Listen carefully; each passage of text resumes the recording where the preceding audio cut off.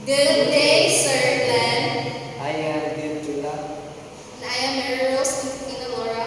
And I am Trisha May Serata. And we are a Group 10. So the first step is to arrange the following grades in ascending order. So set A, 75, 75, 77, 79, 80, 80, 80, 81, 82, 82, 83, 84, 84, 85, 87, 88, 88, 90, 90, 91, 91, and 92. So in set B,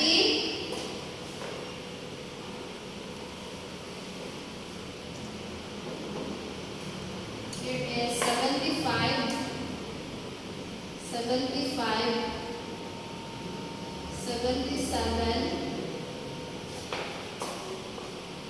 77, 78, 78,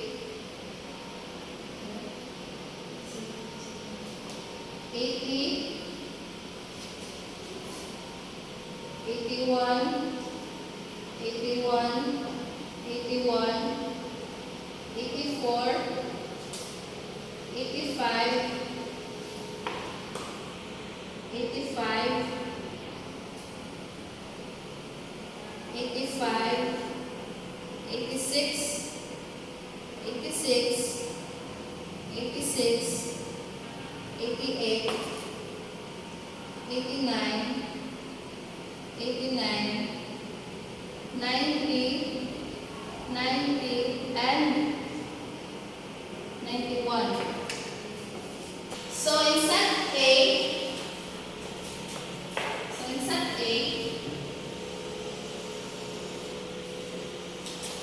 the number of students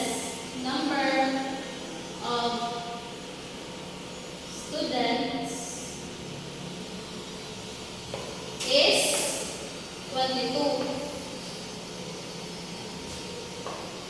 The lowest score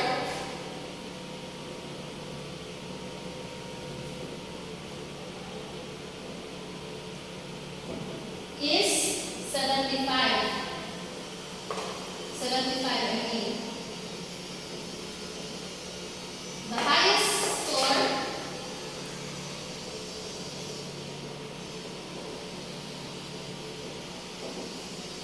highest score is 92.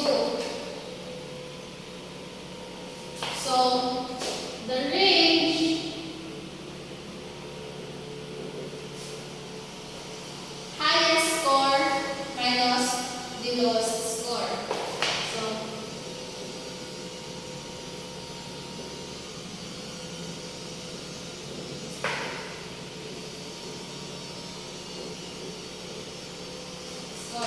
So it's equal to 92 minus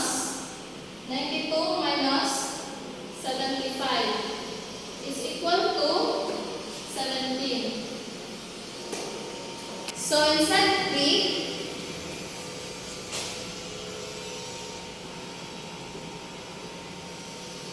the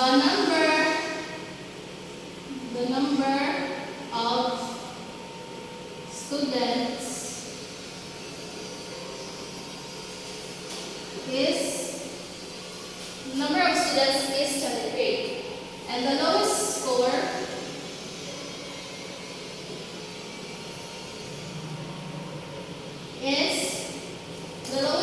is still 75.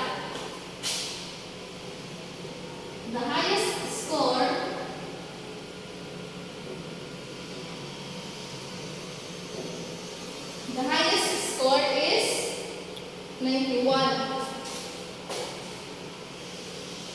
So the range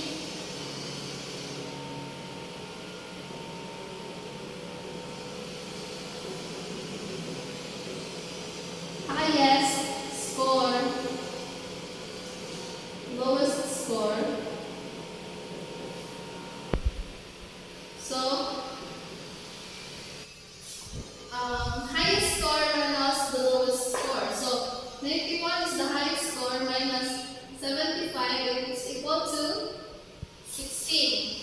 Now let's move on to 7-point scale. So the set A,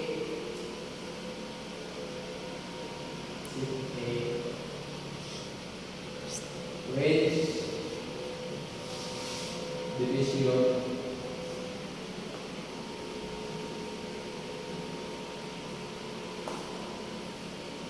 is 17. 17.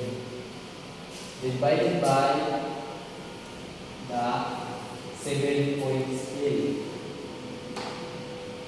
is equals to 2.43 rounded to 2.4.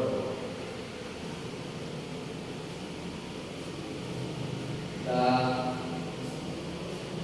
feeling rate range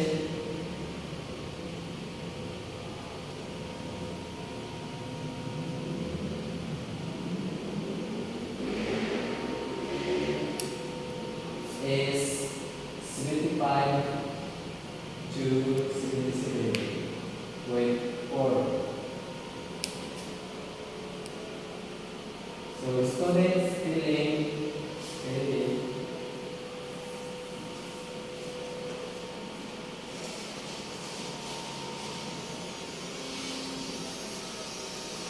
is 75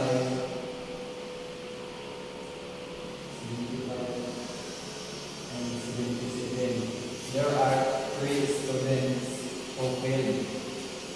So here is the breakdown of grades.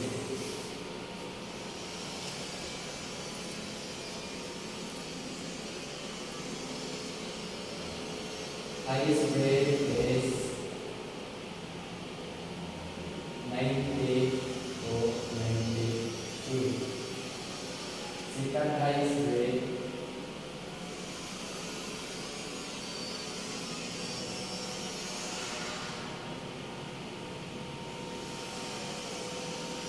is 87.5 to 89.9. 85 to 89.9. The third highest grade is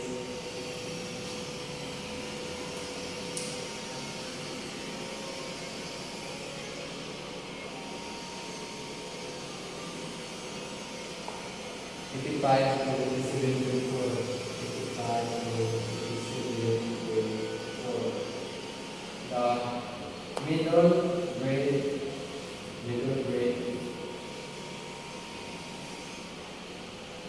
is 82.5 to 84.9. 84.9. Third lowest grade is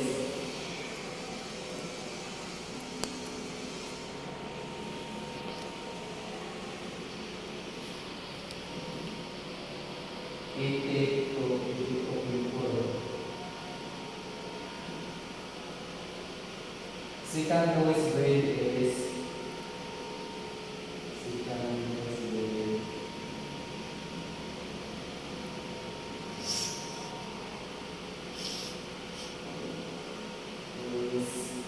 is 77.5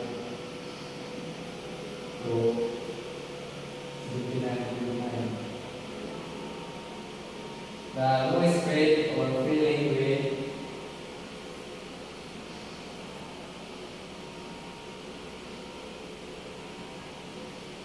is 75 to 77.4.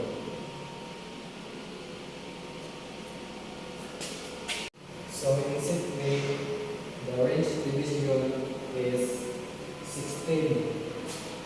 16 divided by 7 points 8 is equals to 2.29 rounded to 2.3. So the filling rate range is 75 to 77.3. 75 to 77.8.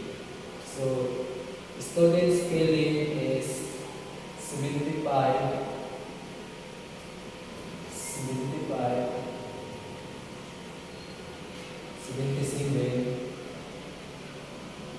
77.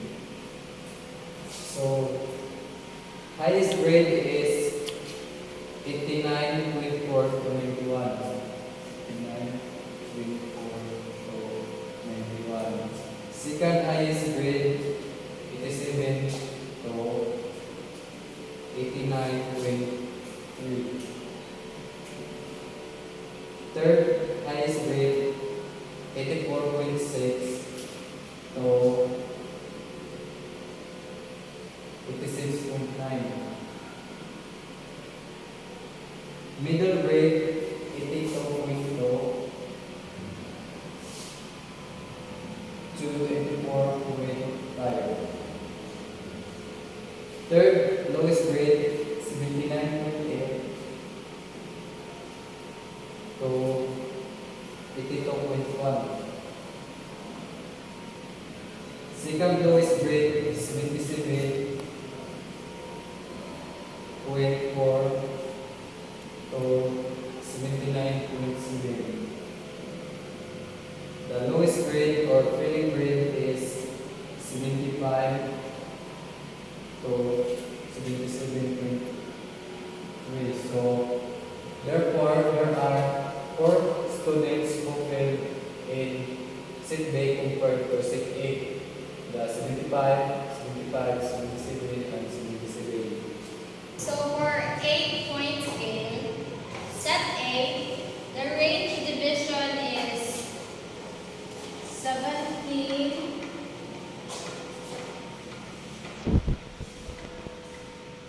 divided by 8 is equals to 2.13. So, may ko talaga siyang buo. So, the failing grades in set A are 75 to 77.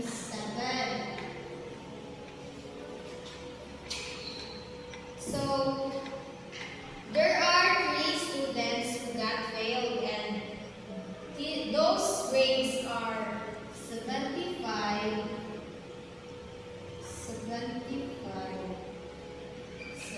and 77. So here is the breakdown of the grades. So for highest grade, 90 to 92. For second highest grade, 87 to 89. To third highest grade is 85 to 87. And the fourth highest grade is 83 to 85. Fifth lowest grade is 81 to 83. Fourth lowest grade is 81 to 83. The third lowest grade is 79 to 81. And the second lowest grade is 77 to 79. And lastly, the lowest grade or the failing grade is 75 to 77. So therefore, there are 3 students that failed in set A using the 8-point scale. So now let us proceed to set B. So in set B, the range division is 2. So the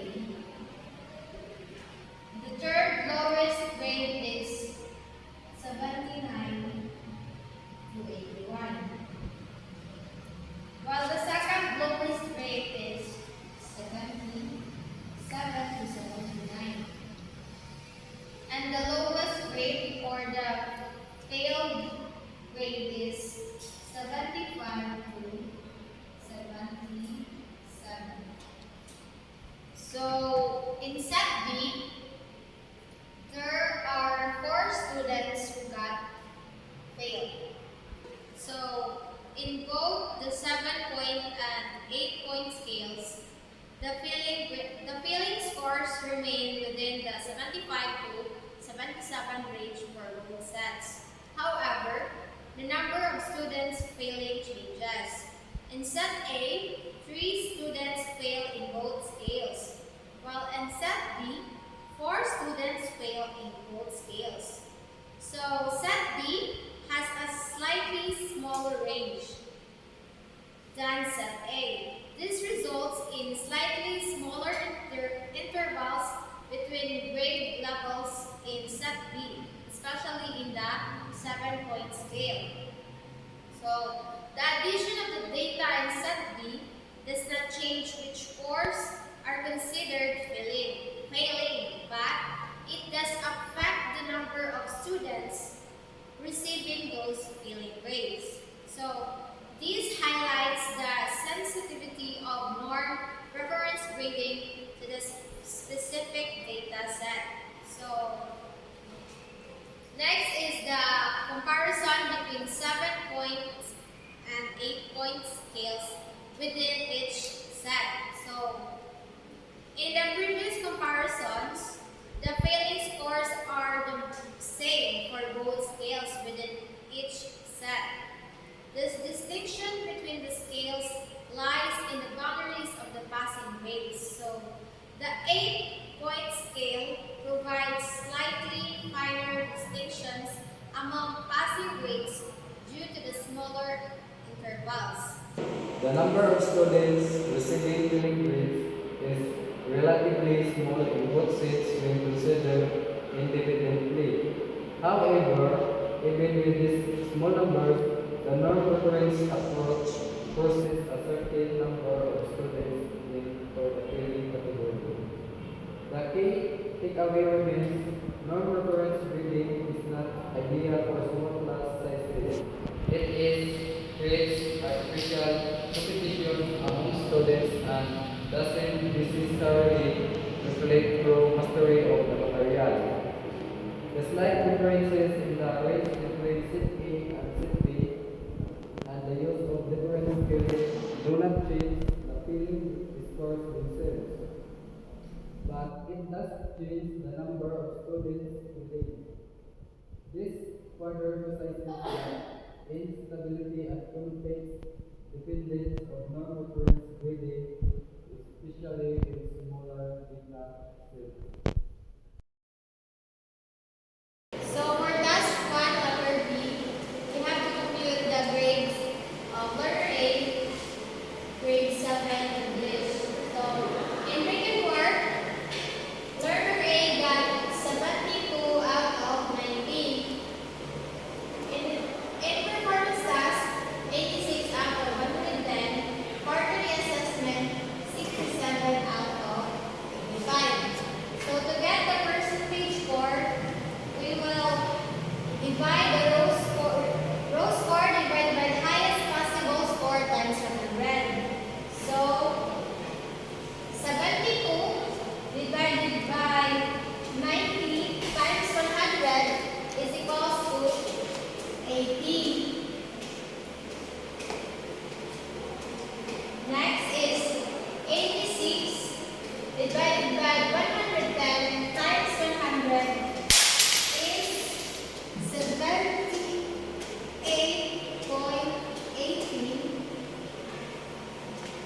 For quarterly assessment, 67 divided by 85 times 100 is 78.82.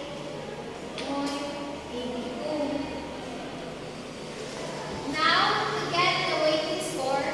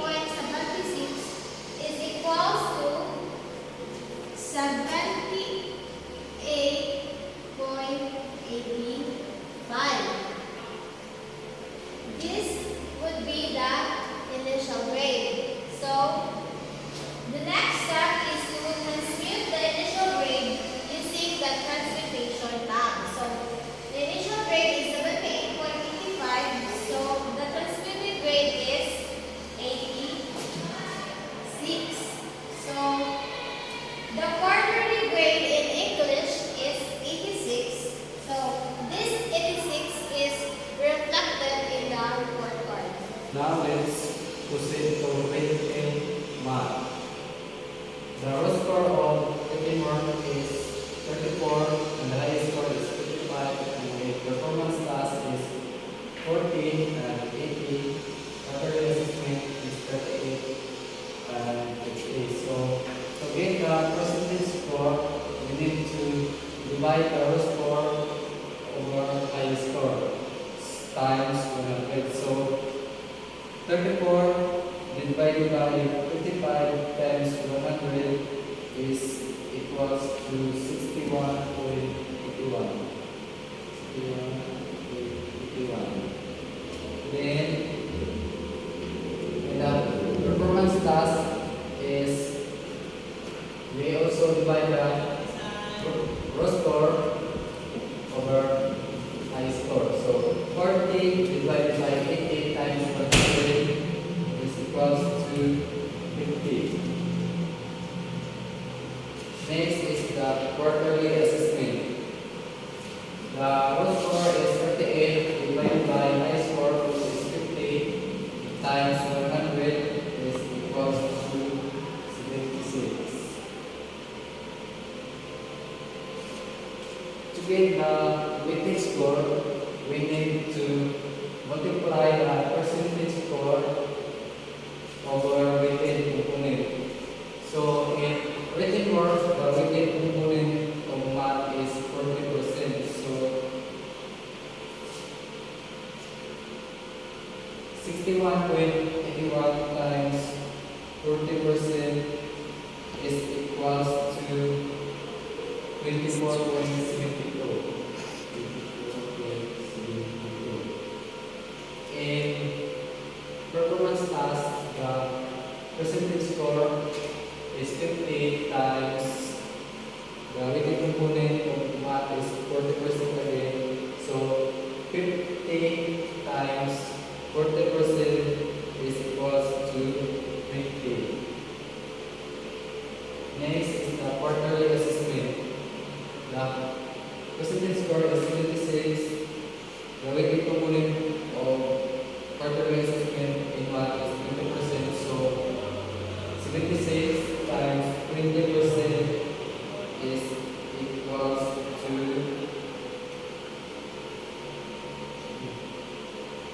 15.2. So to get the initial grade, we have to add all the weighted scores. So 24.72 plus 20 plus 15.2 is equal to 59.92. To be transmuted, it equivalents to 74, which means that it is a failing grade. So for task 2, there are 7 written work. So learner A got 18 out of 25, 10 out of 20, 19 out of 30, 20 out of 20, 22 out of 25, 25 out of 30, and lastly 30 out of 40. So to get the total score, we will add all the row score of learner A. This is the row score of learner A. So 18 plus 10 plus 19 plus 20 plus 22 plus 25 plus 30 is equals to 144. So, atong iutang nila sa total, 1 in 144. So, to get the percentage score, we will divide the row score divided by total, the highest possible score times 100. So, ato ang i-solve. 144 divided by 190 times 100 is equals to 75.79. Mao ni ang percentage score sa written work. So, next is you will get the weighted score. So, to get the weighted score, ato ang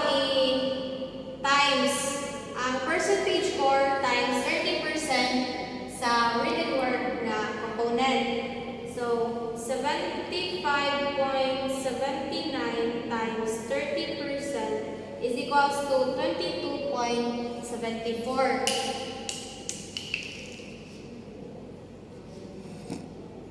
So, the weighted score of written work is 22.74.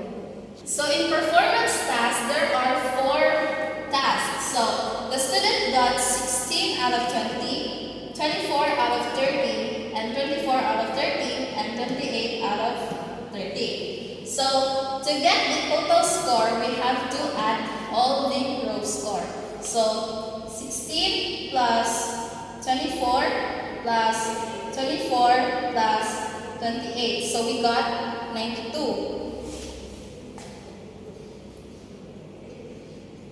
So to get the percentage score, we have to divide it to the highest possible score. So 92 divided by 110 and multiply it by 100. So we got 83.64. And to get the weighted score, this 41.82, we get the percentage score and get the percentage of 50. So 83.64 times 50%. So we got 41.82. So in quarterly assessment, learner A got 30 over 50. So in order to get the percentage score, we need to divide the row score to highest possible score. So learner A got 30 divided by highest possible score, which is 50, times 100 is equals to 60. Now, to get the weighted score, we need to multiply the percentage score of 20% to 60 times 20% is equals to 12. So to get the initial grade, we will just add all the weighted score from written work to quarterly assessment. So for written work, the weighted score is 22.74. And for performance task, the weighted score is 41.82. 41.82 plus the weighted score of quarterly assessment, which is the 12. So, i-add siya 22.74 plus 41.82 plus 12 is equals to 76.56. So this 76.56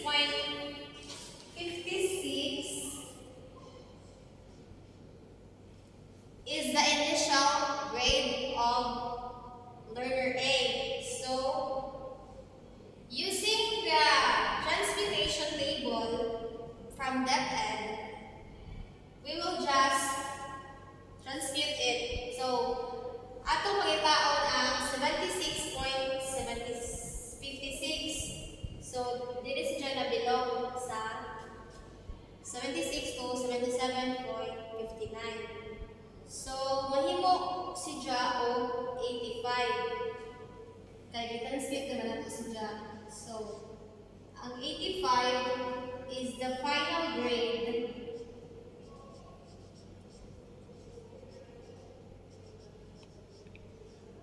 of student in AP. Final grade in AP is 85. So to get the final grade for Araling Panlipunan, suppose given by the situation, student A's grades in the same subject for the second, third, and fourth quarter are 87, 88, and 90. So to get the equivalent, this is the grade of student A in the first quarter. So 85 plus the second quarter, 87 plus the third quarter, 88 plus 90, which is the fourth quarter. So we had to sum it all up. So 85 plus 87 plus 88 plus 90. So we got 350. So divided by 4, since this is 4. So equal to, divided by 4 equals to 87.5. Post it. Go.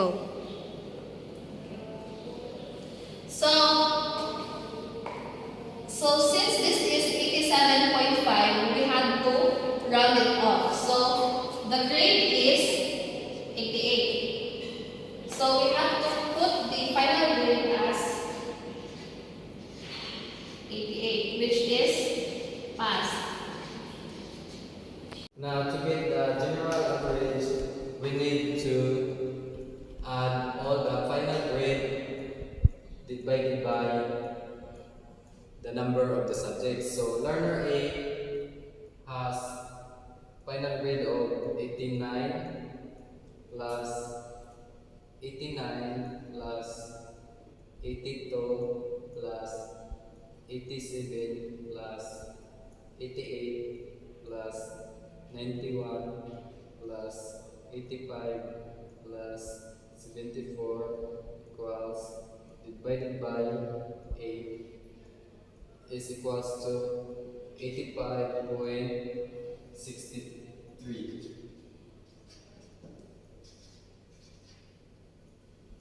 So the remarks is pass.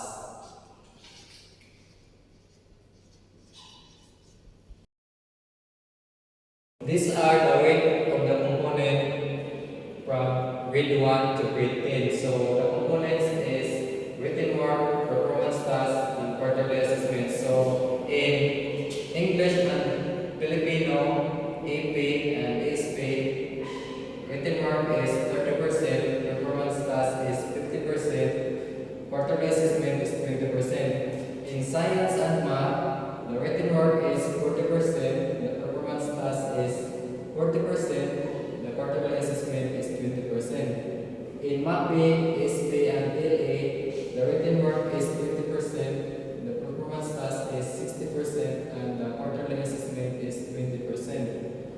Now let's compute the quarterly grade of all subjects. First, the Filipino. Written works given the percentage score of 85. To get the weighted score, we need to multiply the 85 by 30%. So 85 times 30% is equals to 25.5.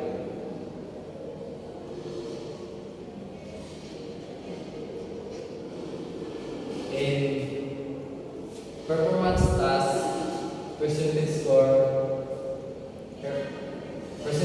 is 81. So to get the weighted score, we need to multiply it by 50%. So 81 times 50% is equals to 40.5. In quarterly assessment, percentage score is 75. So to get the weighted score, we need to multiply it by 20%. So 75 times 20% is equals to 15. Now to get the initial grade, we we need to add all weighted score.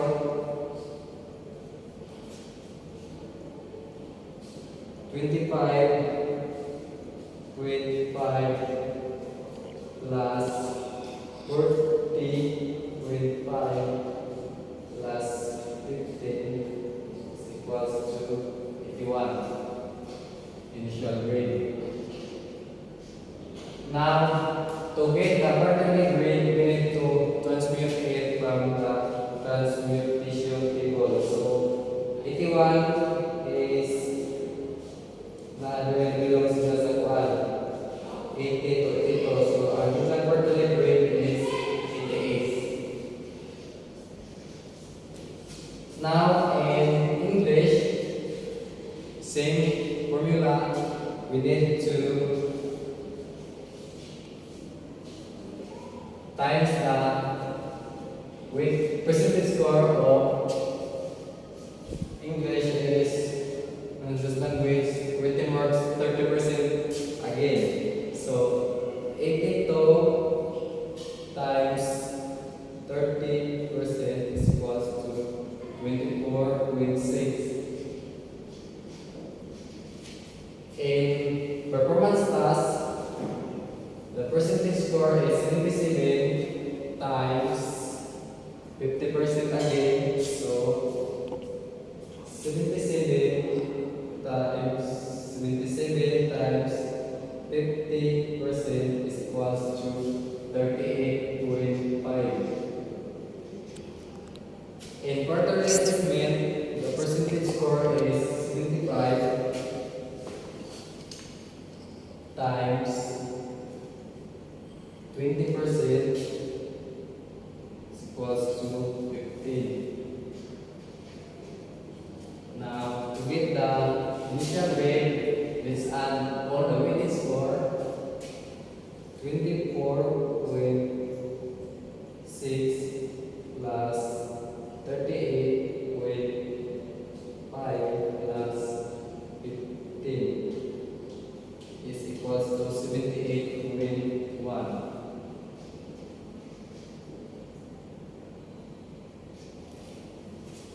Now let's transmute it to transmutation table. 78.1 is 86.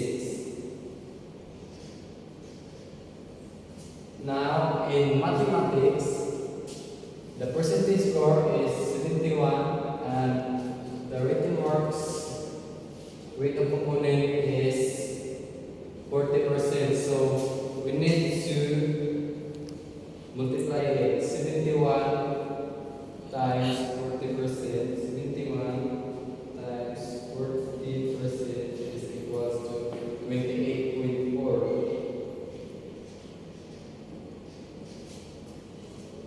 In performance task, percentage score is 67 and the weight of component is 40%. So 67 times 40% is equals to 26.8. 26.8. In quarterly assessment, percentage score is 62. The weight of component is 20%. So 62 times 20% is equals to 12.4. Let's add all the weighted score to get the initial grade. So 28.4 plus 26.8 plus 12.4. So 67.6.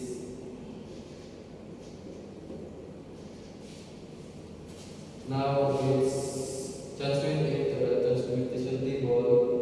67.6 is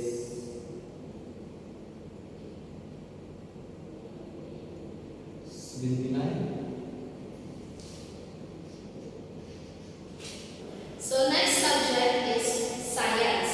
So the percentage score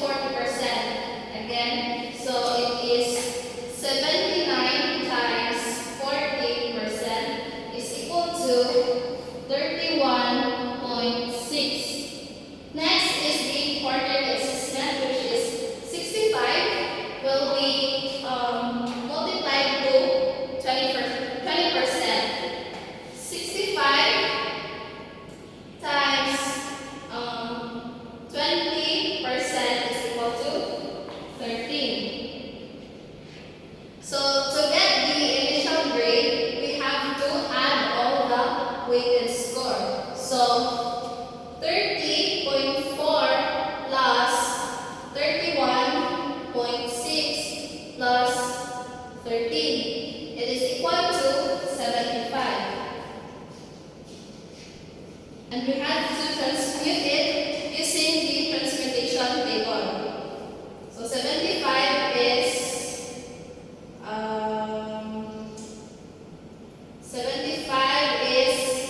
84. So the quarterly grade is 84. Next is the Aralin Panalunan. So the written work or the percentage score is 83. We have to multiply it by 30%. So 83 times 30% is equal to 24.9. Next is the percentage score of performance task, which is 83 multiplied to 50%. So 83 multiplied to 50% is equal to 41.5. Next is the quarterly assessment, which is 83 again, multiplied by the 20%. So 83 times 20% is equal to 16.6. So to get the initial grade, you have to add the weighted score. So 24.9 plus 41.5 plus 16.6 is equal to 83. You have to transmute it. 83 is 89. So the quarterly grade for Aralpan or Aralin Panlipunan is 89. So next subject will be Edukasyong Pagpakatao. So the percentage score in the written work is 84. Will be multiplied by 30%. So 84 times 30% is equal to 25.2. 25.2. So next, the percentage score of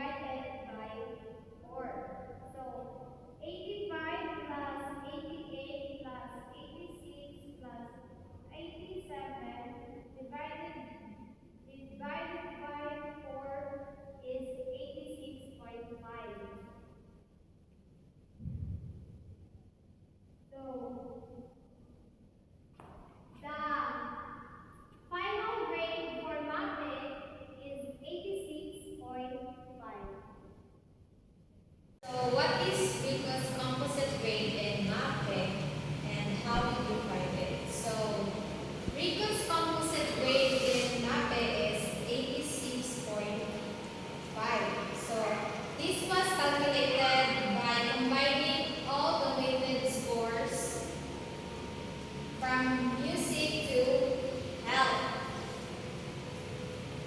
Then averaging them to get the final grade as shown in the table, which is the 86.5. So in question number 2, in which learning area did Rico perform best during the third quarter? Explain briefly your basis.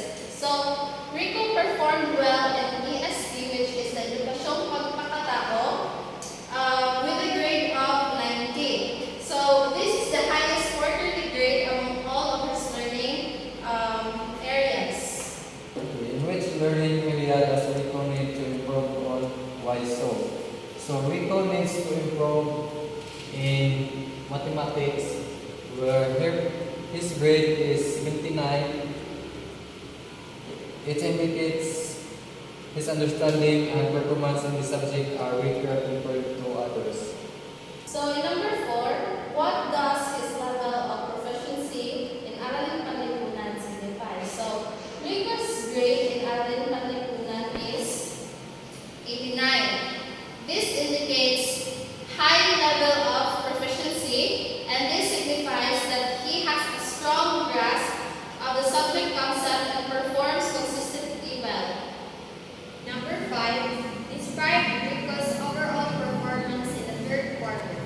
How would you communicate this to his parents? So, Rico's overall performance in the third quarter is commendable, with most grades in the mid to high 80s, so indicating above average proficiency. However, improvement is needed in mathematics to ensure balanced academic achievement. So, to communicate this to his parents, I would say Rico has shown excellent performance this quarter, especially in ESP and EE, where he excelled. However, I recommend additional focus on math to strengthen his skills and achieve a more consistent performance across all subjects. I have learned that being careful and honest in grading is essential because it ensures fairness and maintains the trust of students and parents. Grades are not just numbers, they represent a student's growth and hard work, which must be respected. I also believe that transparency in grading helps avoid misunderstanding and encourages open communication. It allows students to see where they can improve and reminds teachers of their responsibility to be fair and just in their assessments. The teacher should be responsible, accurate, and honest in recording and computing the grades in order to promote fairness in the process. The grades give the perception of the effort, accomplishment, and comprehension of the content by the learner. Thus, it is imperative that the teacher ensures that the grades are accurate and non-biased. In turn, with transparency within students and parents, helps to create trust and develop a positive learning climate. Grading policies and standards together with the procedure and outcomes should be discussed with students in order to promote responsibility and comprehension of the results. By doing it, the teachers ensure that the integrity of the grading system is preserved while at the same time fostering a culture of quality and fairness in learning. A teacher must be accurate and honest in grading as it reflects a student's true performance. Mistakes or bias can harm students' confidence and future. Transparency with students and parents builds trust and allows concerns to be addressed. It also helps the students to take responsibility for their learning.